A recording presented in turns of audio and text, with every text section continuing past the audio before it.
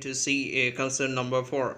Question number 4 is the greatest number that will divide x, y, z leaving the same remainder in each case is given by HCF of x minus y mod, comma y minus z mod, comma z minus x mod. For example, what is the greatest number that will divide 99, 123 and 183 leaving the same remainder in each case, and also find the common remainder.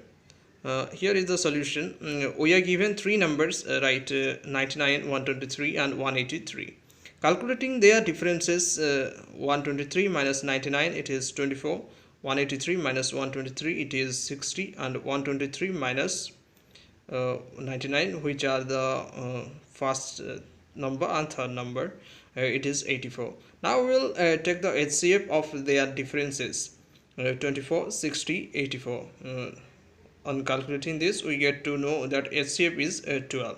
Hence, 12 is the greatest number that we divide 99, 123, 183, leaving the same remainder in each case. Now we are more interested in calculating the remainder. What is the remainder then? We will divide 99 by 12. On dividing 99 by 12, we get to the remainder, that is 3. Hence, the remainder is 3. Thank you.